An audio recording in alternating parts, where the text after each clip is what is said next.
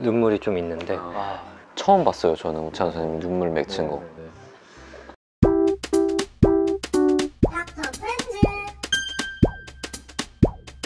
안녕하세요. 닥터 프렌즈입니다. 구독과 좋아요, 댓글과 알람 설정 해주면 저희가 이제 영상들을 만드는데 정말 큰 힘이 되니까요. 부탁드릴게요. 오늘은 저희가 너무 이제 좋아하고 오랜만에 오랜만에 진짜 셰프님들도 너무 좋아해 주시는 그 컨텐츠인데요. 바로 의사의 눈으로 본 예술가. 와. 오늘 누구예요? 오늘은 바로 그 유명한 앙리 마티스입니다. 앙리 마티스 누구냐? 야수파의 창시자이자 피카소의 라이벌로 유명했던 화가분인데요. 20세기 회화 장르 이야기를 할 때 정말 빼놓지 않고 이야기가 나오는 그런 분이에요. 근데 이 인물의 삶에서 정말 다양한 질병들이 이분이 그림을 그리게 되고 그림 기법에 많은 영향을 미쳤기 때문에 저희는 의사의 눈으로 이분의 어떤 그 그림이 어떻게 이렇게 영향을 미쳤는지를 좀 같이 살펴보려고 해요. 앙리 마티스의 그림 3점을 지금 제가 보여드리고 있는데요. 마티스가 69년생이세요. 1869년. 1869년. 근데 처음 그림은 마티스가 21살 때 그렸던 그림이랑 30대 중반에 그린 그림. 엄청 달라졌네요. 화풍이. 그리고 83세경인 말년에 이제 그린 83세. 장수하셨네. 그런데 보면은 그림이 너무 다르죠. 정말 같은 화가가 그렸다고 생각하기 어려울 정도로 다른데 어떻게 이렇게 달라졌는지를 한번, 다양한 이유가 있지만 좀 의학적인 관점에서 한번 같이 한번 봐보려고 해요. 재밌을 것 같아요. 한번 따라와 보시죠. 여기까지 보셨으면 끝까지 보실 것 같아요. 어떻게 이렇게 달라졌나, 마티스의 그림이. 간단하게 마티스에 대해서 이야기 드리면은 69년도에 프랑스에 부유한 곡물 상인의 집안에서 태어났어요. 그래서 원래 아버지를 비롯한 가족들은 다 마티스가 변호사가 되기를 바래가지고 법 공부를 실제로 했대요. 그래서 파리에서 법을 공부하고 20살에는 탱탱탱에서 그 변호사의 서기도 이제 됐었다고 해요. 보시면은 젊은 시절의 마티스인데 좀 샤프하고 나중에 후덕한 느낌과는 좀 다른 그런 느낌이 있어요. 전혀 다른 길을 갈 뻔했네요. 그랬던 그가 약 20살이쯤 되던 해에 맹장염을 앓게 돼서 병원에 입원하게 돼요. 이제 맹장염이 어떤 병이냐, 그림을 보시면은 간단히 설명을 드릴게요. 우리 몸에 꾸불꾸불하고 아주 긴 소장이 있어요. 위 다음에 이어지는 그 소장이 이제 대장으로 만나는 곳 세쿰이라고 해요. 근데 맹장에 보면은 소장이랑 상관없이 충수돌기라는 게 이렇게 튀어나와 있어요. 충수돌기가 튀어나와 있는데 이게 맹관이라고 끝이 막혀있는 그런 장기예요. 근데 여기에 만약에 소화된 음식물이나 딱딱해진 대변 돌이라고도 하는데 똥돌이라고도 하죠. 이런 게 막히게 되면은 염증이 생겨요. 그 아랫부분에. 흔히 말하는 맹장염인데 정확한 명칭은 그래서 충수돌기염인 거죠. 수술로 떼어내면 되고 저희가 어떻게 치료할지 다 아는데, 마티스가 이 충수돌기염을 진단받고 입원해 있는 기간 동안에 그 어머니가 지루하지 않도록 선물을 사줬는데 그게 이제 물감이었다고 해요. 이때는 입원을 엄청 오래 했구나. 그쵸. 근데 그림을 처음 그릴 때 천국에 들어서는 느낌이었다.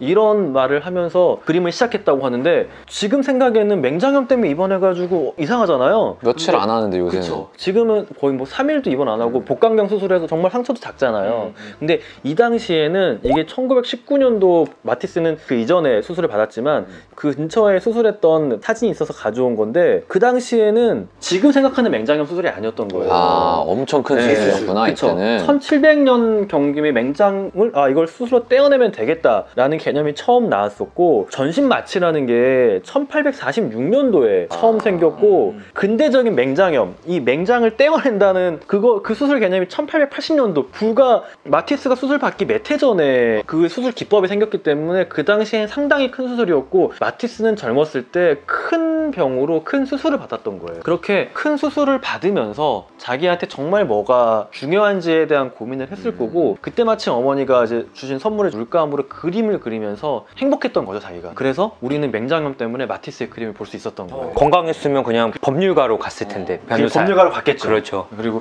당시 수술이 지금처럼 간단하지 않았기 때문에 3일 만에 집에 안 가니까 충분히 생각할 만한 시간을 병원에 있었기 때문에. 그런데 아무래도 당시 아버지의 어떤 그런 학비나 이런 지원 부분이 있었어야 됐는데 수술하고 나서 22살에 이제 예술가를 꿈꾸게 돼요. 그래서 아버지가 상당히 반대를 했는데 조건이 정식으로 이제 학교를 가서 클래식한 그림을 그려라, 그런 조건으로 학비를 대주겠다고 해서 시작을 하게 돼가지고 보면은 그 당시에 93년도경 24살 정도쯤에 파리 국립미술학교에 들어가서 이제 구스타프 모로라는 오르페우로스 같은 신화 이야기, 성서 이야기 이런 걸 그린 어떤 프랑스의 상징주의 화가에게서 많이 배웠는데요. 그래서 당시에 이제 보면은 마티스가 그린 그림을 봐도 왼쪽이 25세 그린 첫 번째 성공작 책 읽는 여자라는 그림인데요. 보면은 좀 전형적인 구도, 터치 자체도 아주 오랜 시간 천천히 참을성 있게 그린 그림이라는 느낌이 들어요. 좀 클래식하다는 느낌이 드는데 오른쪽 그림은 앞서 이야기했던 구스타프 모로의 화실이란 그림인데 아, 이것도 그러니까 마티스가 그린 거죠? 그쵸, 이것도 마티스가 그린 건데 조금은 더 자유롭지만 아직까지는 좀 이제 클래식한 느낌, 그러네요. 정통 회화라는 느낌이 좀 있는, 우리가 생각하는 마티스의 그림은 되게 강렬한 색상, 근데 그거에 비하면 조금은 음울한 느낌이 있는 그림을 그렸어요. 그래서 근데 보이시는 거는 1899년도에 마티스가 그리기 시작한 정모라의 모습이에요. 보면은 예전에 클래식한 모습이 아니라 색을 좀 더 자유롭게 사용하는 걸 확인할 수가 있어요. 특히 왼쪽 그림 보면은 왼쪽은 대충 그렸다는 느낌도 드는데? 만화 같고. 저도 그 생각했거든요. 저도 그 생각했는데 좀 천천히 보고 있으니까 아, 이 과일을 어떻게 과일처럼 그리는 게 아니라 그냥 하나의 색으로 표현했다는 느낌도 들고 또 이렇게 보고 있다 보니까 식탁보를 핑크랑 파랑으로 막 그러네, 같은 식탁보인데. 그쵸. 완전 과감하잖아요. 그래서 예전이랑 색을 사용하는 게 다르고 과감하기도 하고 좀 밝은 느낌을 주고 있다는 느낌이 들어서 내가 생각했던 마티스의 어떤 그런 강렬한 색감 나타나는구나 생각이 들었어요. 그래서 이후에 아주 여러 화가들의 그림을 정말 마티스는 정말 열정적으로 모았다고 해서 방고흐, 뭐 세잔 이런 그림을 보면서 정말 다양한 시도를 하면서 색을 어떻게 볼 거냐에 대한 고민을 열심히 했다고 해요. 그래서 마티스 그리고 친구들 작품들이 모두 아주 강렬한 색을 쓰는 그런 그림들을 주로 그렸었는데 1906년도에 마티스의 작품, 이 그림인데요. 모자를 쓴 여인과 함께 살롱에 이제 그림들이 전시가 됐었는데 원색의 다양한 색감들이 섞여 있는 그림들 사이에 고대 조각상도 이제 함께 전시가 됐었는데 마치 평론가들이 이걸 보니까 조각상 하얗잖아요. 그 하얀 조각상들을 강렬한 원색의 그림들이 둘러싸고 있으니까 아, 마치 이 야수들에게 둘러싸인 어떤 다비드상 같다라고 이 씬의 느낌을 묘사했더니 너무 좋은 거예요, 마티스가. 아, 이것도 그때 사실은 그 사람들은 좋은 뜻으로 말한 게 아니죠. 비꼰 거죠. 인상주의처럼 인상만 있다. 맞아요. 평론가들이 좀 아무것도 모르고 하는 얘기가 이렇게 되는 것 같아요. 그쵸. 근데 이름은 기가 막히게 이름이 기가 막히네. 야수파가 되는 거죠. 야수파가 됐어요. 네, 그러니까 이분들은 비판을 할 때도 약간 촌철살인 같이 멋있게 하네요.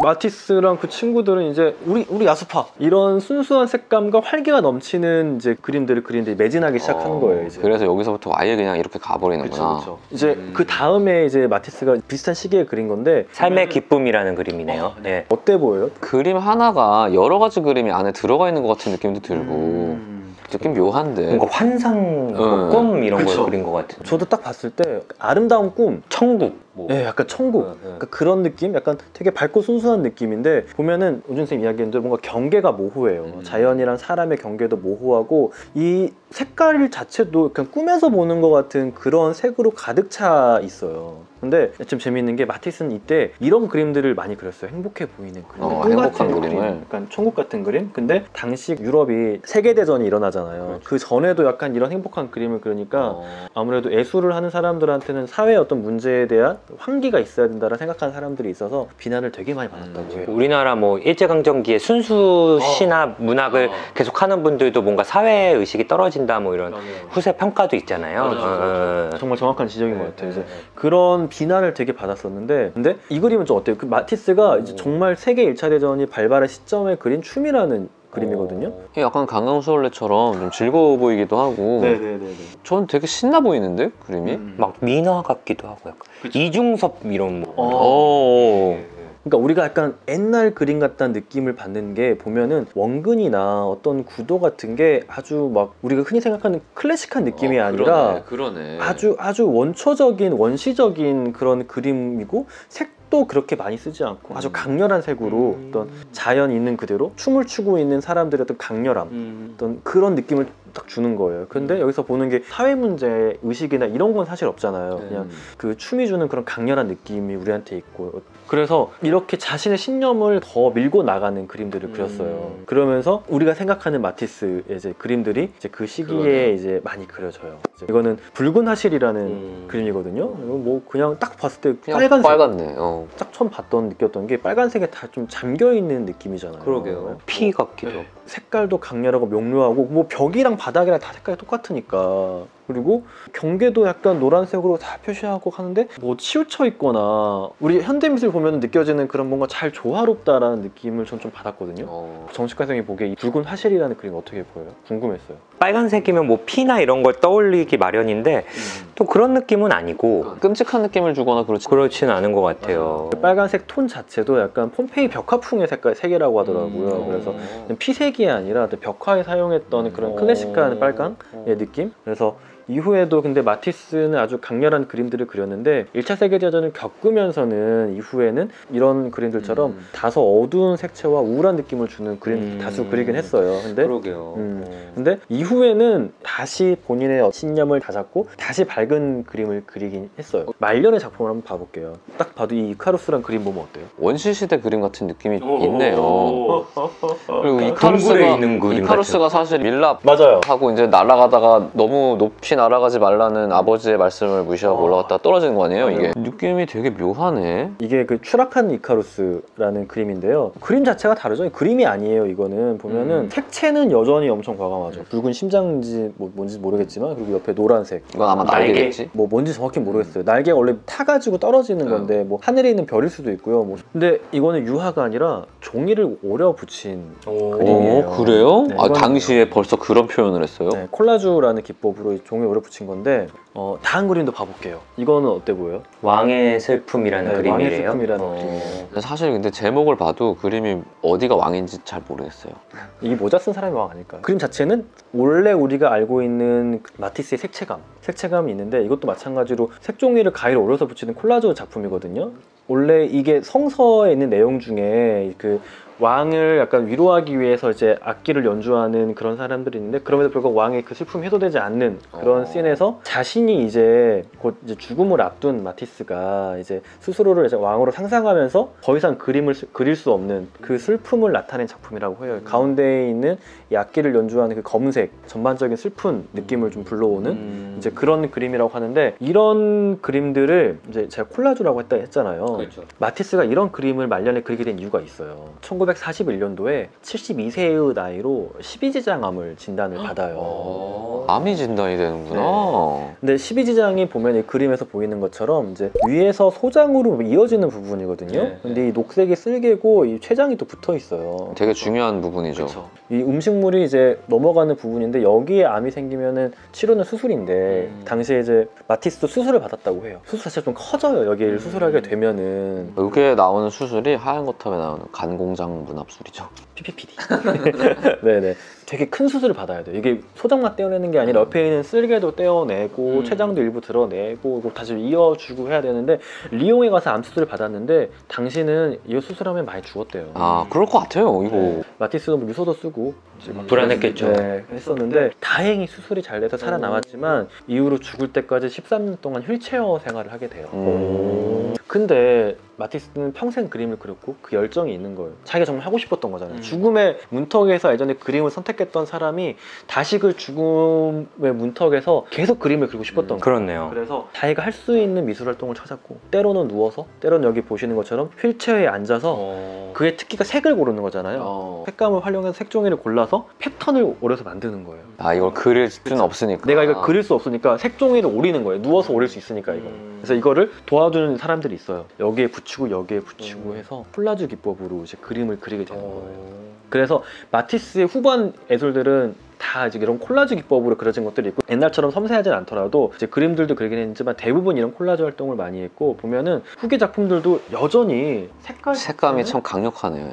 딱 아름다운 색깔. 근데 형태는 많이 단순화됐고 이제 다양한 패턴을 이용한 활동들을 했어요. 그리고 마지막으로는 이제 보여드리고 싶은 그림은 예전에 보면서 제가 좋아했었던 폴리네시아 연작 중에 하늘이라는 작품이거든요. 되게 평화로워 보이네요. 그쵸.